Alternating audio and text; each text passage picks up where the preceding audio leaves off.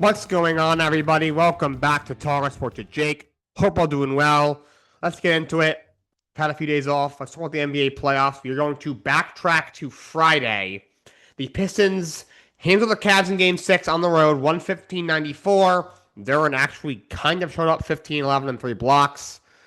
Harden had 23 points and 7 rebounds in the game. 6 of 13, 3 of 8 from 3. Spider was a 6 of 20 for 18 points. So Pistons forced a Game 7. Then we had the Spurs finishing up with Timberwolves, handled them easily. 139-109. Absolutely blew the doors off of them. 32-11 and 6 for Stephon Castle. Huge game for him. 19 points for Wembanyama, only 27 minutes. A lot of these guys didn't play much in the second half because the game was so lopsided. Minnesota, though, what a disastrous performance. Anthony Edwards only 9 of 26, 2 of 7 from 3, they have 24. And other than that, there's no one else showed up at all. Rudy Gobert didn't make a single shot. Vote was 0 for 4. Jay McDaniels was 4 of 13 for 13 points. Joey Crowder was 1 of 8 for 3 points. Just a disaster. Their second leading scorer was actually Terrence Shannon, who had 21. After that, you had Nasri, who had 18 off the bench with 7 rebounds. Other than that, it was ugly for Minnesota. So they head home. Back-to-back conference finals appearance for Minnesota. They end up losing the second round this year. We'll see what they do.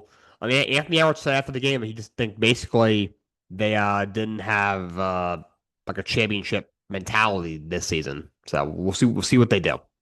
But Spurs move on to the Western Conference Finals to face OKC. Sunday, the Cavs blow out the Pistons 125-94. 21-12 and 6 for Evan Mobley. Cavs' a group effort in this one. You had 26 from Donovan Mitchell on 10 of 22 shooting. Jordan Allen had 23 and 7 on 8 of 14. Sam Merrill, 5 threes, missed one, 7 of 10 from the field, 23 off the bench. So a group effort for the Cleveland Cavaliers. And Harden didn't even show up. He was typical James Harden in Game 7. 9 points on 2 of 10 shooting and 0 of 6 from 3. And they still won by 31. Detroit Pistons, yikes. A disastrous performance on their home court for the Detroit Pistons. Cade Cunningham, who's been incredible all series and all playoffs for the most part. He played 37 minutes. He was games 2 through 4 against Orlando. He did struggle. He had all those turnovers. But other than that, he's been money. Games 5 through 7 against Orlando, he averaged 36, had 45 one of those games. He's been putting up 30 pieces and 27-point triple-doubles all series, but 13 points, 5 of 16 shooting, 0 of 7 from 3. That's just not good enough. I know he was great all postseason and supporting cast didn't do his job, but you're a star. You got to step up. But just look at the rest of this. Tobias Harris, 0 of 6 from the field. 0 of 6. Jalen Duren, 3 of 7, had just 7 points in the game on 9 rebounds. Asar Thompson, just 2 of 7 from the field. Duncan Robinson had the same amount of points as Cade. He was 3 of 5. The leading scorer was Dennis James of 17. He was 4 of 12 from the field and 2 of 7 from 3. He was 7 of 8 from the free throw line. It was a disastrous performance from the Detroit Pistons. Marcus Sasser was 3 of 12. He's supposed to be a sharpshooter. 3 of 9 from 3. The Pistons, they got exposed. This team is at a crossroads. So you're obviously horrible for years. 2 years ago, you go out and you bring in Jimmy Bickerstaff to coach the team. I think overall we've done a decent job. And you go out, you bring in a couple of pieces. Last year, you bring in Tobias Harris, amongst a couple others. You bring in Duncan Robinson. This year you brought in Duncan Robinson. So you brought in a couple guys last year. And then this year, you bring in Duncan Robinson. You bring in Paul Reed for depth.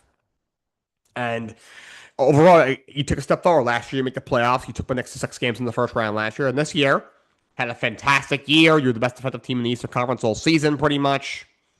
You end up with the first seed, 60 wins. But as all playoffs, you just looked off.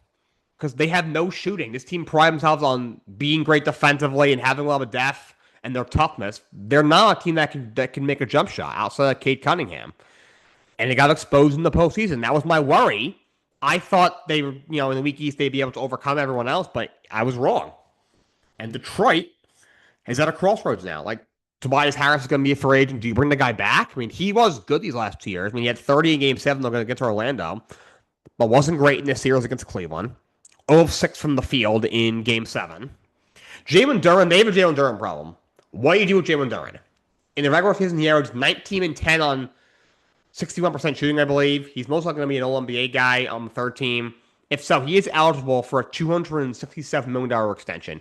You cannot give him that number, okay? You simply cannot do that. Okay? That is a horrific number for him. He was horrific this playoffs. He was not going to go into Orlando. Jamal Cain was bodying him all series. That's a G League player. Against Cleveland, we all talk about how good he was in Game 6. He hit 15 and 11. Like, let's calm down. It's just that he was so bad the rest of the postseason that even a mediocre game was great for him. He was horrific all series. All series, he was putting up like 7 and 8, putting up like a triple single, basically. Was getting just bodied on defense. Look, Jerry Allen isn't a bad player. He's a good player. Ed Mobley's a good player. Don't get me wrong, but he just got absolutely dominated. You cannot give this guy $40 million a season. I wouldn't go above 30. And he's only 22 years old. I'm not saying his career is over and trade him. I am not saying that. He was very good this year. He's gotten better every single year he's been in the league. I still believe in Jalen Duren. I think he can get better and recover from this and go out next year, have another really good regular season, and bounce back in the postseason next year. But for right now, you cannot give him a $200+ million contract. We've seen so many times in this league when you give a guy 40, 50 plus million who's not a dominant player, it can really shrink your window because it shrinks what you can do, and your window closes because you're too much money to have a guy or guys sometimes who just aren't worth the money, and it screws things up. So you cannot do this. I think you tell his agent you have two options. Either you settle for 5 for 150 for $30 million a year. He gets another year to get better and bounce back from this. He was able to. Great. 2 or 3 years from now, we can talk about another extension and giving him that big deal next time he's eligible. Or you can play it. You can play on like one of those really cheap deals that he's either on, or if he needs a new one, they'll give him a qualifying offer. Just tell him we're not giving you $40 million. Not gonna happen unless I think he's a restricted free agent. Someone makes him an offer sheet and they have to match. But other than that, I told Jalen Duren, his agent, we're not, unless we're forced to by another team, we're not giving you $40 million. Not going to happen. It's not going to happen. Also, Asar Thompson, get in the gym and take some jumpers. How are you this bad offensively when you were that talented coming out? He was a 5th overall pick in the draft like 3 years ago. And he's such a good defender. Don't get me wrong. He's a great defender. I'm not saying he's bad. And he's still really, really young, okay? But my Lord, get a jumper. Okay? How in today's NBA, when everything's revolved around the three, we got 7-footers coming into the league, shooting 40% from three. But a small forward, Asar Thompson's a top 5 pick. 3 years in, can't make a jump shot to save his life. Make a jumper. Develop some form of jump shot. A guy like that, he develops a jump shot. He's going to be an all-NBA player. He's already an all-defense guy. Holy moly. Like, it's mind-boggling how bad of a jumper that guy has. And he's supposed to be an elite-level player in the NBA. It's ludicrous. Absolutely ludicrous. Horrible. Just horrible. Anyway, last night, West Conference Finals, an absolute thriller between the Spurs and the Thunder. Spurs win Game 1 on the road, 122-115 without De'Aaron Fox, their all-star point guard who had an ankle injury. Crazy game. Double overtime. Spurs win by 7. Wembanyama played 49 minutes, 41 and 24 rebounds. He had 3 blocks. He made a logo 3 with 26 seconds left. In the first overtime, that's what really sent it to a second overtime. That was the only 3 he made all game. Only took 2 of them, 14 of 25. This is an incredible game from Victor Wembanyama. They had 24 from Dylan Harper. Only one of 7 from 3, but 24, 11, and 6. I can't believe they got the second pick in the draft last year and they're able to get that guy. That's great. It has 17, 6, 11 from Stephon Castle. But going to be a huge game for the Thunder. Big struggle for Shai Gilgeous-Alexander, just 7 of 23 from the field for 24. They got Dig at 26 from JW in return. He looked good in his return to be lineup. Alex Caruso, 31 points of 11 of 19 and 8 for 14 from 3, 32 minutes off the bench. Had the Lakers look at that guy, especially after their bubble team that he was on, and like, oh yeah, we can let him go for free. Like, what were you thinking? This guy is such an underrated player, first team all defense guy. Guys, throw him off the bench in a playoff game. Like, how did that guy go for free? Anyway, Spurs win, huge win for them on the road in game one in double overtime. Knicks Cavs game one, Eastern Conference Finals tonight at 8 o'clock on ESPN at Madison Square Garden. Before we move on to the next segment, congrats to Shai excuse me. Congrats to Shai Gilgeous-Alexander on winning his second straight MVP. Obviously didn't play well last night, but did have an incredible regular season, averaging 31 points a game, shot as well as he ever did, efficiency-wise, and congrats to him. And Jamal Mosley was hired to be the next head coach of the New Orleans Pelicans. Gets a 5-year deal from the Pelicans. I saw somebody tweet the other day they fired Willie Green to hire Orlando Willie Green. Don't disagree with that take, honestly. Look, Mosley had Orlando in a better spot than when he took them over. They were kind of a mess when he took them over. When he left them, they were, an average team that got to the playoff but couldn't go any further. Kind of like the Pittsburgh Steelers and of the NBA kind of thing, just on a lower scale. I mean, this is a somewhat similar situation. The Pelicans have, they have a bunch of young pieces, but they're kind of a mess. Guy going to a rebuild. Maybe he can get them back, on track to being a competent basketball team, but he's not going to get them over the hump by any means. I'm saying this higher. I think you could have gotten the guy in there who could have, who was capable of getting this team back on track and gotten them out of this disaster that they're in, while still having some potential to maybe get them over the hump in the postseason 3, 4, 5 years down the line. I don't see Mosley doing that. So this is kind of a confusing hire to me for New Orleans Pelicans. A bit of a random sports stump. Congrats to Aaron Rai. He wins his first ever major and second ever win. He wins the PGA Championship. First Englishman to win the PGA, I think, since 1919. It was over 100 years ago. 9 under, made that crazy 70-foot putt down the stretch and pulled away late. Shot a final round 65 at the PGA. Jon Rahm comes in second place, shooting a total of 6 under. Bunch of guys were at 6. So was Alex Smalley. This was a crazy leaderboard heading into the final day. Smalley had 2 shot coming in. He shot an even par 70. Yeah, there's a slew of guys that were one back. Justin Thomas made a big run, shot 65, which got him to within a shot for a lot of the round. But Aaron Rai pulls away in the end. So congrats to Aaron Rai, who takes home over $3.5 million, gets 750 FedEx Cup points. His first ever major at the PGA Championship. And congrats to the Steelers. Aaron Rodgers finally is coming back. I'm not sure if it's even congratulations. If that's just like, it's actually happened, you can breathe or not breathe. He signed his 1-year deal. It's going to be worth a guaranteed $22 million. Incentives could get it up to $25 million. Look, he was okay last year. For a guy who was 41, he was going on 42, was pretty good. Completed 65% of his passes for 300 yards. 24 touchdowns, I think, and 7 interceptions. Was very bad in that playoff game against Houston. But he is back.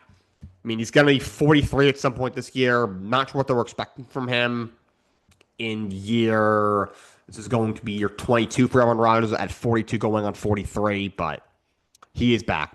I'd take whatever he's going to give you over Will Howard and North Howard. So he's back in Pittsburgh. I mean, if I was Pittsburgh, I would just start Will Howard and Drew Aller and win 5 games and draft somebody next year, worst case. But the Steelers will never do that, ever. They don't have the shame for something like that for some reason. Talk some baseball. Blake Snell is having elbow surgery. He's loose bodies in his elbow. A bunch of guys are having that now this year. I don't know what's up with that. But he's going to be out 2-3 months. Snell Had off-season surgery, was only activated a couple of weeks ago for the first time this season. Or he either had off-season surgery or maybe he got hurt in spring training. But he only makes a few starts and then gets hurt again. So tough break for Blake Snell. Thankfully for the Dodgers, they have so much starting pitching firepower and depth. I do think they'll be fine. But like the good news is, any other team will be in deep trouble with them. They probably told him just be healthy for the playoffs. You're such a great postseason pitcher. Just be healthy for the playoffs. 3 months puts him on track for what? Maybe mid to late August. Like if he can come back by then, that gets him about 6 weeks under his belt. Maybe a month under his belt before the playoffs. I think the Dodgers would take that. But he is going to miss 2-3 months. And they pick up Eric Lauer from the Jays. He was DFA'd by the Jays. He's had a horrific season. He went over 6.5 this year. He's always the Dodgers are going to fix guys. They do it all the time. Look at Max Muncy. He was a cast off by the A's, so maybe a 200 hitter a bunch of years ago. He turned into a 30-40 homer guy, excellent defender at third who can play first base and other places for the Dodgers. So I always get where they're going to fix guys. Like, even like Alec Thomas, who's been horrible for 5 years with Arizona, being a top prospect. I get worried, if it's still deep down inside of him, he can be good. They're going to fix him. I mean, Lauer was great last year in Toronto, kind of saved them. They had a lot of injuries in the rotation last year, and he saved them, stepped up as a swingman last year, played a very vital role. And but he's been really bad this year, but they DFA'd him. He's been bad when all the injuries they've had in their rotation. He still isn't going to even be on their roster for that staff in Toronto. But the Dodgers pick him up for cash considerations. Hopefully, Dodgers don't fix him. He ends up with a 3 ERA, and this Swiss Army knife that carries them into the postseason, which they honestly could use with Blake Snell injured. The Mariners called up Cole Emerson, shortstop, level 1 prospect. He got a big extension about a month or so ago, maybe a month and a half ago, and his first ever hit was a 3-run homer in the 8th inning. So welcome to the show, Colt Emerson. But now it's time to talk about the Mets-Yankees game. So for the next segment, to start it off, we're going to talk Mets-Yankees. I'm going to read the highlight as it plays.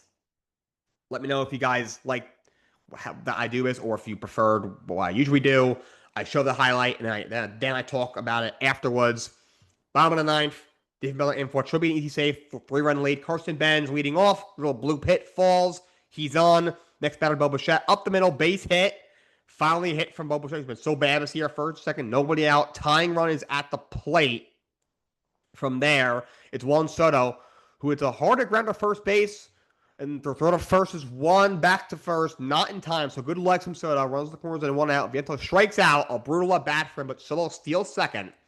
Second and third, 2 outs. Tyrone Taylor is the batter. He pinch hit earlier in the game. And a hanging curveball. He hits a ton. Came in hitting 180 this year on a game-tying 3-run shot. You can't hear it because I don't have the audio on the highlight, obviously, but Citi was rocking. Bednar can't believe it.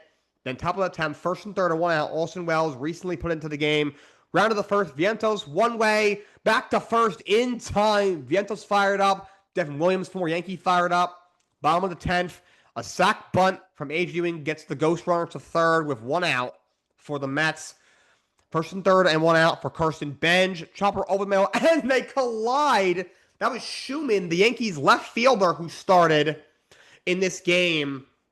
And he was in the infield because of they wanted a 5-man infield to try and keep the winning run from scoring. He collides with Anthony Volpe, and the run scores. What a hilarious way for the Yankees to lose. Devin Williams, who they all said, "Oh, you paid him too much money." Save in game 2, in game 3 of the series. Score was 10th inning. Luke Weaver threw he threw 2 scoreless innings in that game. Just hilarious. Soto had a great series. He's a 300 hitter against the Yankees since leaving the Yankees last year. Yankees have not won a series at Citi Field since 2018, which is crazy. Mets have kind of owned the Yankees over the last 10 years, which is kind of hilarious, if you ask me. So, the Yankees lose to the Mets. And the Mets are calling up their 11th best prospect, Nick Morabito, outfielder. It was only a matter of time. He's 23 years of age. He played very briefly for Team Italy in the World Baseball Classic, only had 1 at bat. He was on the team. This year in AAA, hitting 253, 364 on base, 75 OPS, 4 homers, 17 RBIs. Overall, his numbers were a little pedestrian. He did have an 0 for 20 stretch earlier in the AAA season. Lately, he's been hot, 5 for his last 13. He did have an 0 for 20 stretch. We'll see how he looks. Last year, he played most of his games at AA with Binghamton. Last year in Binghamton, he 180 games hit 273, 6 homers, 59 ribbies, for 348 on base, 735 OPS.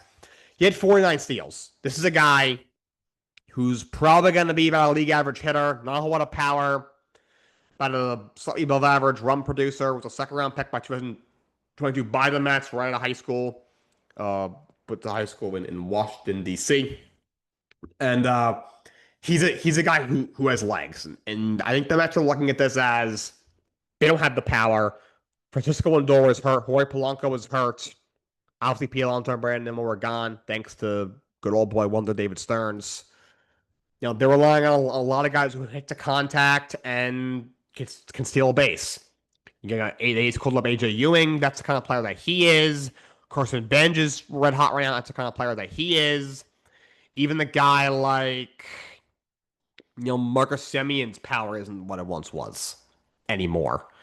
Okay? So that's what they're really playing toward. I think that was their whole goal when they made all the moves. Just the problem is that, the front office sucks.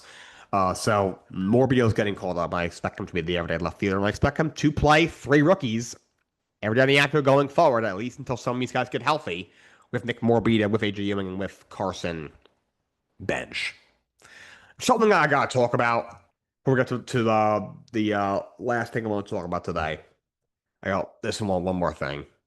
R.J. Lewis, former St. John's player who played in the G League last year, I believe for Boston, is going back to college.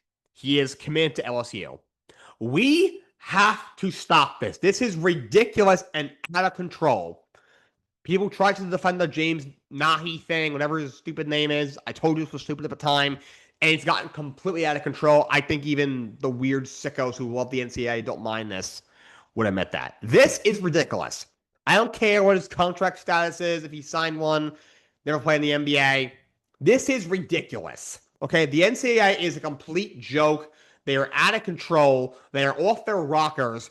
And basketball specifically is cooked. They are cooked. We got guys going back to NCAA after they are playing in the G League. I don't care if they're playing the G League, if they're playing overseas. They are playing professionally. If you are a professional player, you are not eligible to play college sports in your sport. That should not be allowed, okay? That shouldn't be allowed. Are we going to just want Cooper Flagg, who just won Rookie of the Year for the Dallas Mavericks, go back to Duke next year because he still has 3 years of eligibility? Are we just going to let him do that? Like, this has gotten completely out of control, okay? This is on the NCAA. This is on the teams. This is on the players for just, taking advantage of this. It's hard to blame them. You got to blame them somewhat, but mainly on the NCAA. You have to stop this. This is an absolute joke. Has to stop. NCAA basketball is a joke. 76-team playoff format is horrible. It's pathetic. It's an embarrassment. It's now the most crapshoot tournament in all of sports. Congrats to whoever wins it. It holds no weight now. Congratulations. College basketball blows. To finish off, let's talk about my NBA mock draft. I'm going to probably do one more after this. The draft is, I believe, June 23rd. I thought it was a little bit earlier in June. I looked it up the other day. It's June 23rd, so I'll probably do one more. This is my original NBA draft. First overall, the Washington Wizards select AJ DeBansta, small forward out of BYU. I think he's pretty clearly the number 1 player in this class. Of course, number 2 player is pretty clearly Darren Peterson. I think there's a strong difference between the two of them. I think both will be very good. DeBansta last year at BYU, just 19 years of age, averaged 25 and 6 on 51% shooting. I think he's going to be really, really good. He should be a very good scorer at the next level. Should be able to shoot the 3 well. He's a very good defender. He's very versatile defensively, can guard multiple positions. He's got really good size for a small forward at 6'9". I think he's going to be a really good player in this league. Should be able to be a good isolation player. I think he's a good fit in Washington. Now you can have, it'll be interesting to see how he fits with Trae Young, because Trae Young's always a guy that always has the ball in his hands, always playing isolation. I think Trae should be playing off the ball more than he was in Atlanta. I think that's why it didn't work in Atlanta. Obviously, if Anthony Davis can somehow stay healthy, you have some of the younger pieces. All of a sudden, Washington doesn't have a bad squad. But he's the best player in this draft. Can't really turn him down. Second overall, Utah Jazz select Darren Peterson, guard out of Kansas. I do think Darren Peterson is going to be a really good player. This is going to be a guy who's just going to be an assassin. He can score at all three levels. I don't know why you won't have problem doing that in the NBA. He's the only Knicks hero he has. He's not the best athlete in the world, so I think he has a ceiling athletically as an athlete. He has a ceiling as a defender, but he's not a bad athlete by any means. He's not a bad defender by any means. I think he's about an average athlete. I think he'll be about a league average defender. I think he's got a pretty high ceiling. His floor isn't very low. Should be a very good player. Definitely a guy who's going to be an off-ball scorer in this league. I think will be very good at that. Utah gets a legit young piece. And Utah, I think I see what they're trying to do. You have Laurie Markkinen, although I think he could be a trade piece. We'll see what happens. You have Jaren Jackson. You have Walker Kessler. You're going to be playing Darren Peterson probably at the 2 guard spot, maybe even at the 3, or probably more so up the 2 guard spot.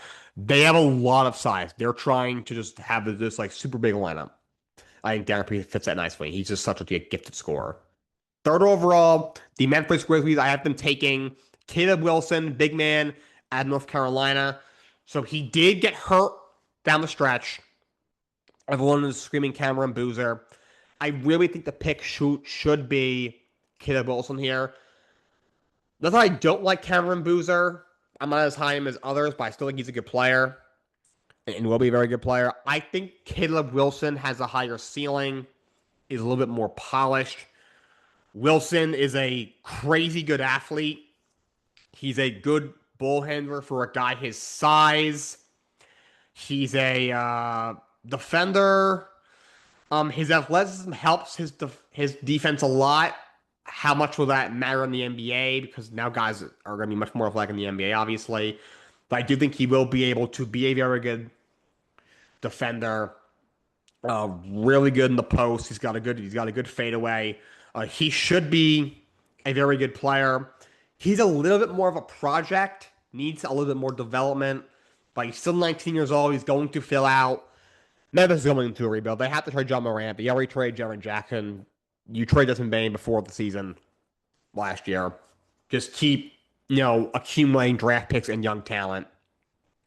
I think he makes the most sense for the Memphis Grizzlies. Then you put him next to Zach Edey. What's his name? Caleb, whatever his name is. Oh, excuse me, Cedric Howard. It makes sense what they're trying to do. Fourth overall, the Chicago Bulls take Cameron Boozer, big man out of Duke. Of course, his father was Cam Boozer, who was a very successful NBA player. Also played for the Bulls for a very long time. Was in Utah and some other places. So this is kind of a full circle moment for the Boozer family. Boozer last year averaged 22 and 10. It shot 55 in the field for Duke.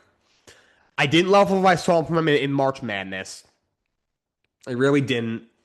I think he's got some good footwork, which is going to, a lot of guys come out of school, especially big guys with some messy footwork. It takes a lot more developing. He's got some really sound footwork. He's got the body type to withstand some of the bigger, stronger, athletic bigs in the NBA already at 6'9", 250. He's a big kid. He's a very good passer for a big guy. So I think he's going to develop very well. He's already a very solid three-point shooter. Not the best athlete in the world. The biggest question is going to be his defense. Because as much size as he has and as strong as he is, he's a little undersized to be playing the 5 in the NBA. So I'm not sure how it's going to work. And if he's going to be trusted to be like a top rim protector on a team and match against some of these top centers, I don't see how that's going to end well. At least not at first. But he should be a really good player. Has a relatively higher floor. He's a very talented big man. He kind of I honestly I was just talking about the Jazz. I like him as like a Laurie Markkinen. Not gonna play a whole lot of defense. Can play the five, but is truly a four. But is a really good scorer. Can survive as a first scorer on a bad team. Fits best as a second scorer on a really good team. Can give you 25 a night ish. Can go up and grab rebounds. I think Cambridge will be a good player. I think he goes fourth to the Chicago Bulls, and they need they're a big team. They have a slew of guards over there. Fifth overall, Los Angeles Clippers. I haven't taken Nate Amends, the forward out of Tennessee. Now, I personally am not high on Nate Amends. I don't really see it. He's very inconsistent as a three-point shooter. He's a little bit sloppy out there with the turnovers.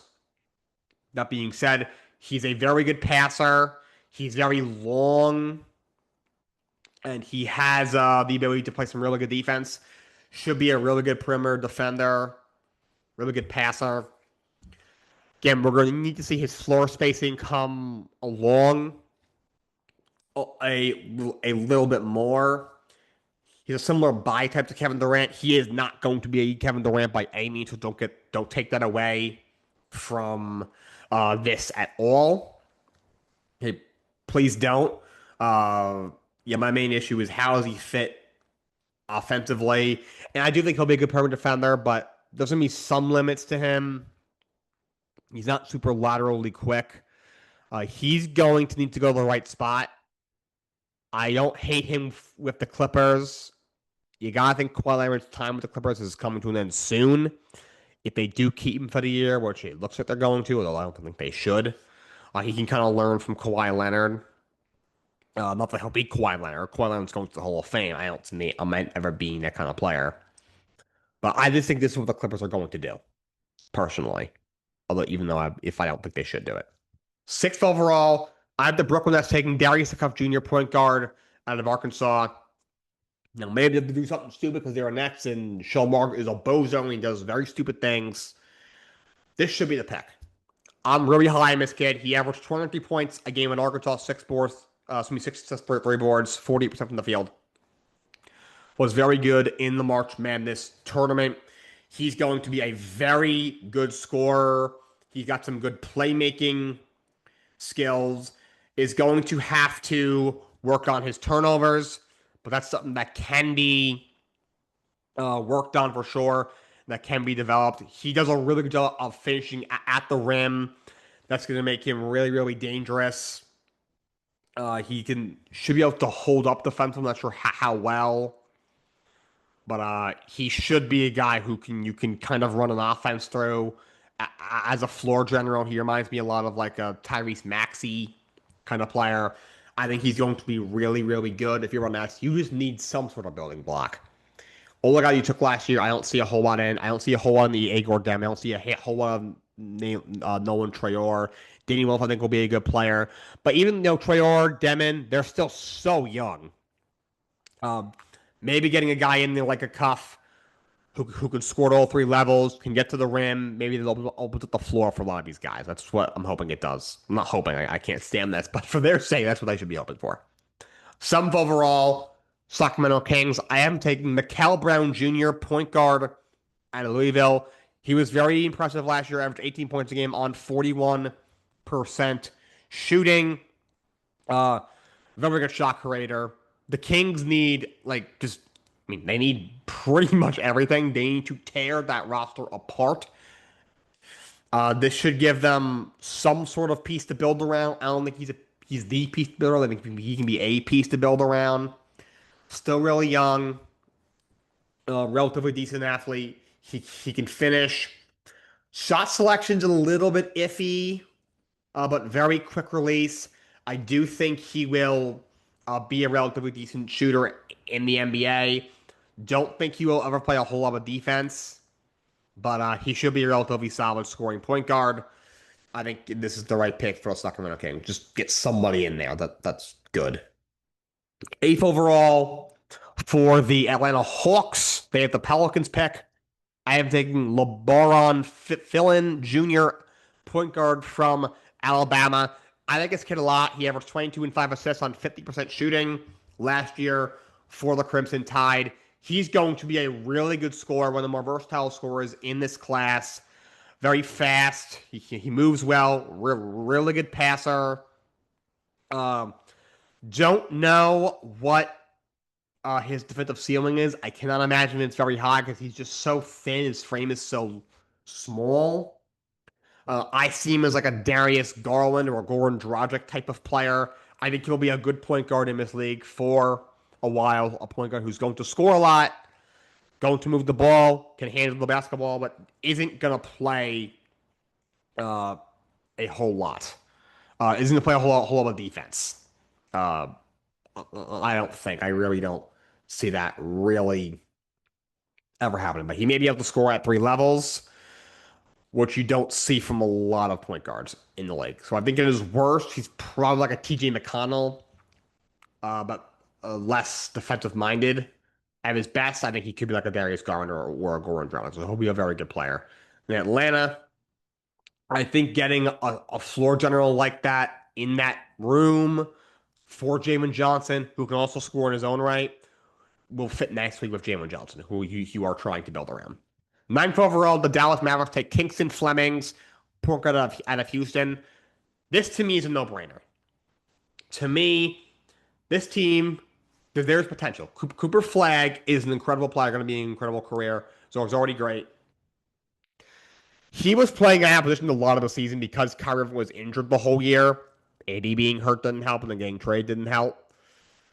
Flagg can play point guard. He's got crazy versatility. That's part of the reason why he was such a crazy prospect. He's not a true point guard. Now you should have Kyrie back next year. That's going to be helpful. But I think if you have a true floor general like Kingston Fleming, you put him next to Kyrie Irving, you have Cooper Flagg, you have a ton of sides. If Lively and Gafford and all those guys in Washington will all be healthy next year, I like what Dallas has on paper. And being able to learn from Kyrie Irving will be a plus for Kingston Flemings. I like him a lot. Was great at Houston last year. He averaged 16, 5 assists, shot 47 from the field. He's a great finisher. When he gets downhill, he's really, really good. Going to have to work on handling the basketball in traffic. I think his offensive game is not finished yet, but I think has a high ceiling. Little bit of a project, but so much upside offensively as a guard. I think it's the right pick for the Dallas Mavericks. 10th overall, the Milwaukee Bucks take Yaxel Lendeborg, big man out of Michigan. I'm very high on this kid. He played a lot of college basketball. He's already 22 years old, which is not old by any means. He's played a lot of ball.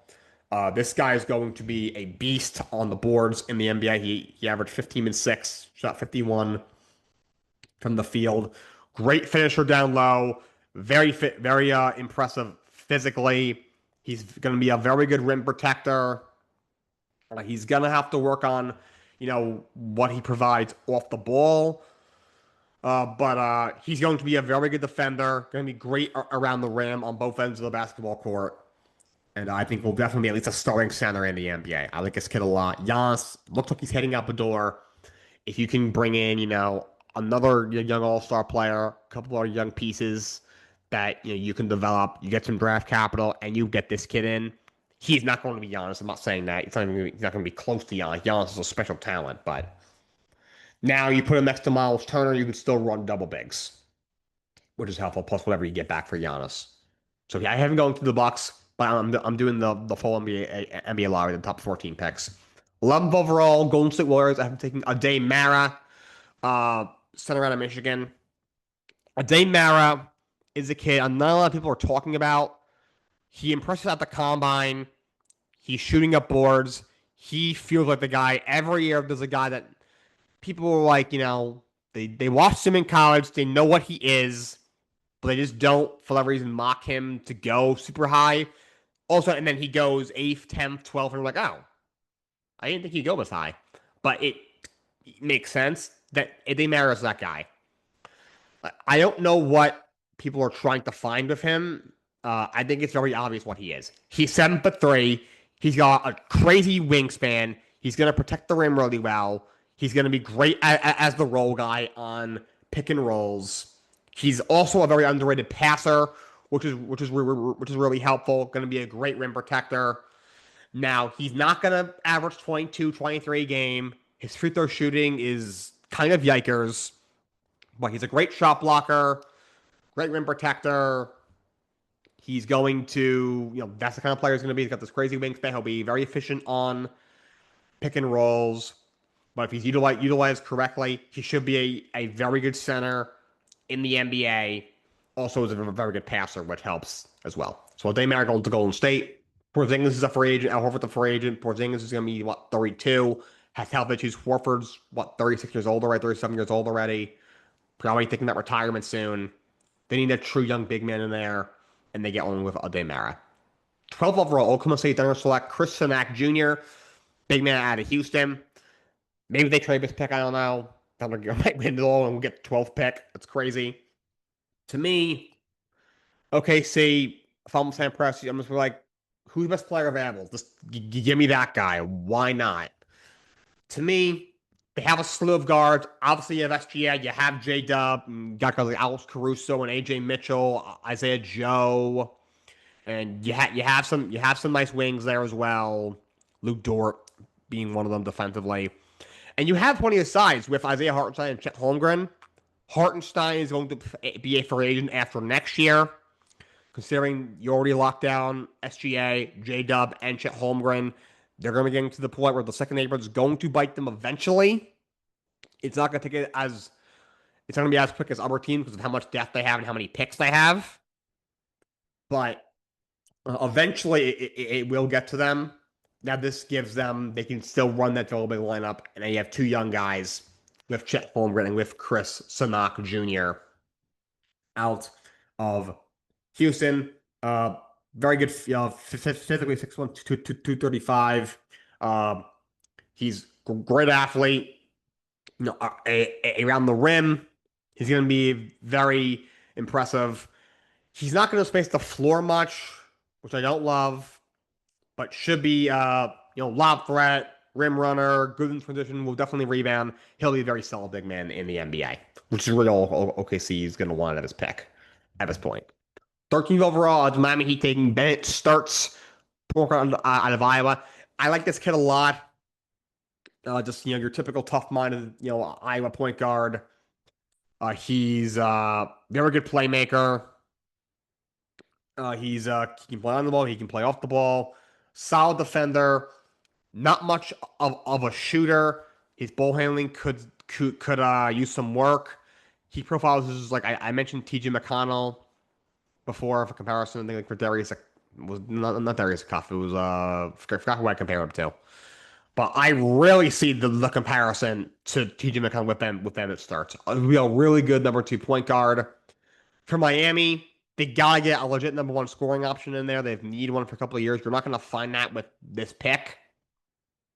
But you think, assuming Tyler Hero's a piece that you're building around, now you bring in Sturts behind him, and you look at this young core of Sturts and Hero and Jaime Jaquez and Khalil Ware. It's a nice young core you have developing in Miami. So Bennett Sturts goes to Miami.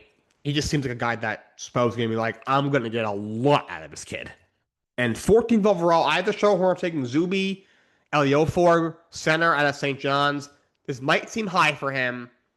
My thoughts are, when it comes to this kid, he's big, he's strong, he's going to be a lob threat. He's really good in the post. He's got a floor, so he can score on the inside, and he even has some ability to shoot the ball.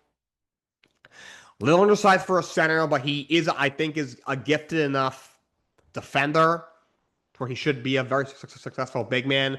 I think Charlotte needs one more big in there. I like the potential of Diabate, who played well this year for Charlotte. Ryan Colkburn played pretty well. I don't know what those guys' ceilings are as a duo, so I think they need one more guy in there, and they get one with Zuby Eliofor. He played for Rick Pitino. He's well prepared for the NBA. I think he fits well in Charlotte. Like Like Diabate and Cookbrenner are fine. They're not like true lob threats. This kid is. So I think this is a really good fit for the Charlotte Hornets. It would be LEO4 goes to the Hornets with the 14th overall pick. That's my first NBA mock draft for this upcoming draft. That's all I got for you guys today. Until next time, so long and have a great day.